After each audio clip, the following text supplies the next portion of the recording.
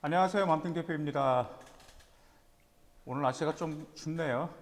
네, 오늘은 여기 제목을 보시면 아시다시피 생명공학과에 관해서 좀 말씀드릴까 합니다. 생명공학과가 종류가 굉장히 많아요. 뭐 줄기세포 쪽도 있고 바이오 그런 생명공학도 있는데 생명공학과 요즘 인기가 계속해서 올라가고 있어요. 왜냐하면 지금 이제 예비 고1들 제가 물어보거든요. 또 희망하는 학과가 뭐야? 그러면 생명공학과라고 말하는 학생들이 대부분이고 정말 많습니다. 과반수예요, 과반수. 더구나가 생명공학과를 지망하시는 원하시는 학부모님들도 굉장히 많습니다. 엊그저께 제가 그 이제 예비고 2학년 이제 컨설팅을 했거든요. 상담했는데 대체 어느 학과를 원하시냐 물어봤더니 아버님이 하신 말씀은 생명공학과를 보냈으면 좋겠다라고 그렇게 말씀하십니다.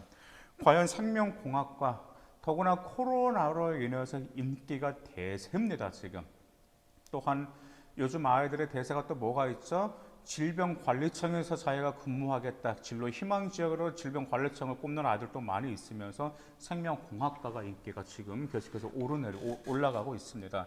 생명공학과라는 건 말 그대로 생명의 원리만 연구하는 게 아니에요. 생명공학은 생명의 원리와 현상을 과학적으로 증명하고 과학적으로 이해하고 나서 인간 생활에 실접촉시키는 것, 접목하기 위한 학문이 바로 생명공학과입니다. 말 그대로. 그러면 진로 선택 과목으로는 무슨 과목이 있을까요? 기하, 수학과제 탐구, 화학2, 생명과학2, 생명과 과학, 융합과학, 공학 일반, 창의경영, 해양문화와 기술 그렇게 해가 지금 진로 선택 과목이 있겠습니다. 추천 도서는 뭐가 있을까요? 일단 그 생명공학과를 합격한 여러분의 선배들이 가장 많이 읽은 책이 있습니다. 근데 이 책은 생명공학이 아니고요. 생명계열과 관련된 모든 학과 선배들은 다 이 책 읽었어요.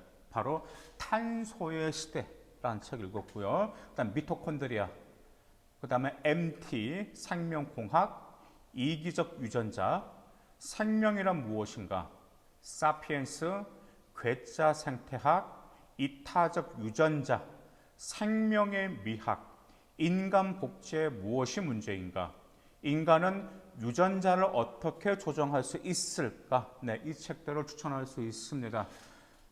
이기적 유전자, 뭐 그다음 사피엔스 이 책은 지금 거의 뭐 필수 도서가 돼 버렸죠. 특히 이 두 책은 그래서 그 항상 준비하시기 바라겠습니다. 자, 그러면 생기부에 드러날 사항들은 무엇이고 생명공학과를 지원하는 학생들에게 요구하는 역량과 자질은 무엇인지 그리고 또한 여러분의 선배님들은 어떤 스펙을 쌓았는지 자, 그 점 말씀드리겠습니다. 먼저 생활기록부에 드러날 때 내신을 보면 수학, 생명과학, 과학, 영어 등에서 아주 우수한 성적을 나타냈습니다. 그래서 생명 기반 공학계열 내신 분포도가 여러분들 이제 합격한 선배들 내신 분포를 보면은 1.03에서 4.1등급. 그러니까 1점대 초반에서 4점대 초반까지가 그 스펙트럼 쭉 합격한 그 선배님들 그 스펙트럼의 성적 분포도가 있었습니다. 그 다음 두 번째, 여러분 선배님들 보면은 성적 추이도가 1학년, 2학년, 3학년 올라가서 항상 성적이 향상되었어요. 그래서 뭐 1학년 때 엄청 좋아하는데 2학년 때 뚝뚝 떨어진 선배는 아무도 없었습니다. 1학년 때는 그냥 보통 평타를 쳤어요. 보니까 1학년 때 보면 뭐 4등급 중반 후반 쳤다가 2학년 때 3등급 치면서 성적이 꾸준히 향상되었습니다. 여러분 선배님들. 그리고 생활기록부에 어떤 점들이 많이 강조가 되었냐면 특히 과세특이 어떤 내용이 많이 강조되었냐면 생명체와 생명현상 그리고 자연에 대한 집착이 정말 매우 집착이 오타쿠처럼 집착을 보였습니다. 그래서 지금 이 자연도 생명 형상도 여러 가지가 있잖아요.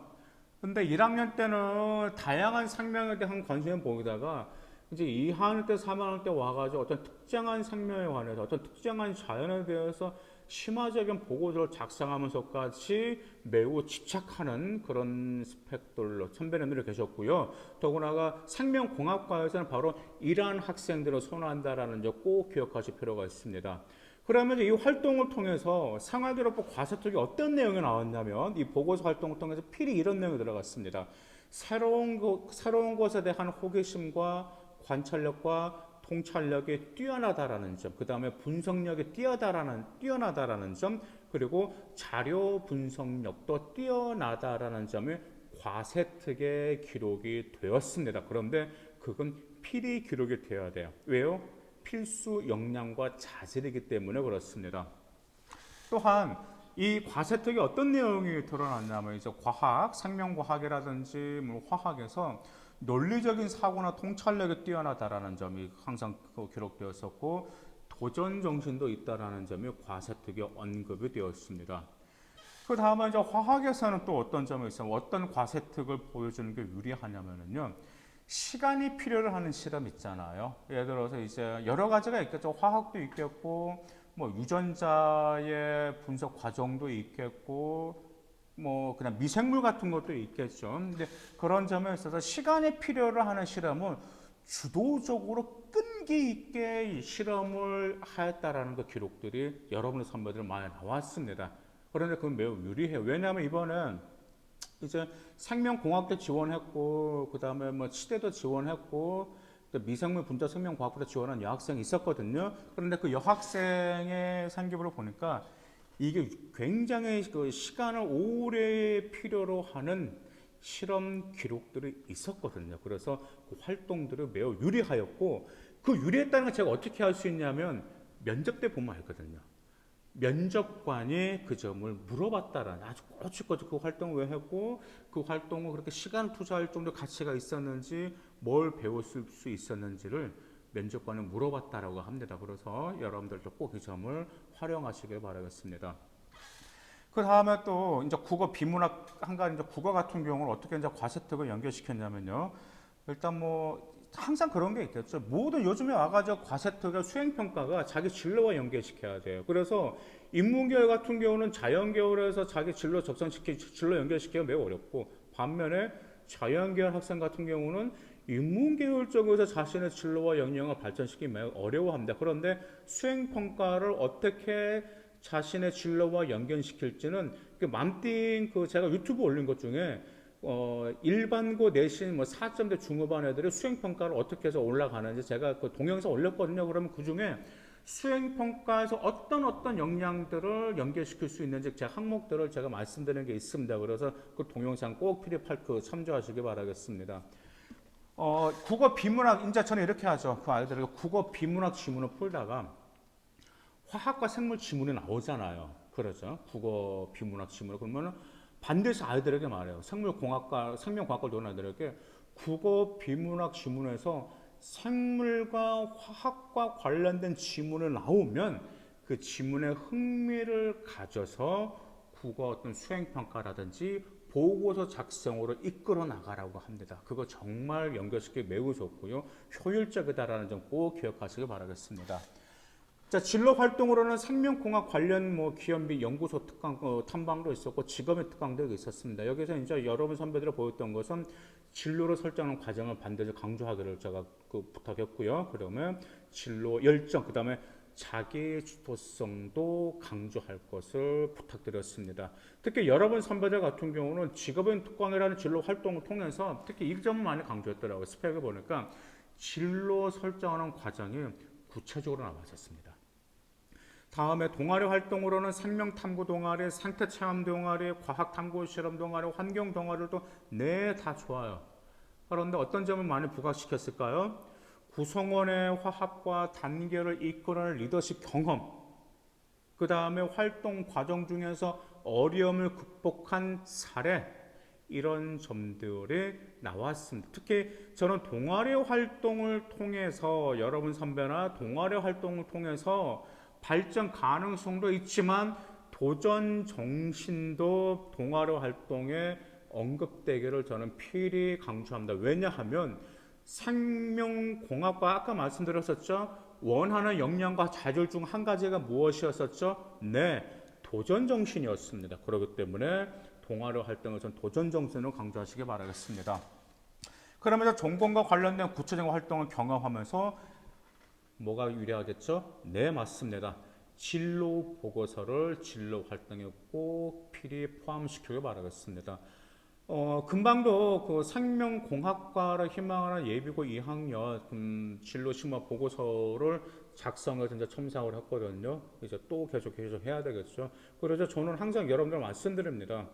지금 과세특위에 보면 모든 수행평가들이 어떤 과목이든 자기 진로와 연계시킬 것을 좀 강조하고 있습니다. 그렇잖아요. 더구나가 자기소개서 질문부터가 바뀌었어요. 그렇죠?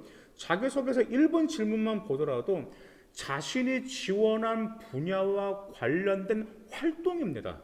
예전과는 틀려요. 그렇기 때문에 자신의 진로와 명백히 연계가 되어야 된단 말이야. 그렇기 때문에 진로 심화 보고서 필히 여러분들 강조해서 심화시켜서 여러분들의 역량을 반드시 언급해야지 대학교 갈 때 매우 유리하다라는 점 기억하시기 바라겠습니다. 행특에서는 이제 뭐 리더십, 그 다음에 공동체 목표 달성을 위해서 주도적으로 노력했다라는 점, 그다음 또한 멘토 멘티 활동을 했습니다. 멘토 멘티 활동을 해서 자신의 재능을 나눠주는 그런 기록들도 있으면서 협력도 같이 행특에서 부각되었습니다.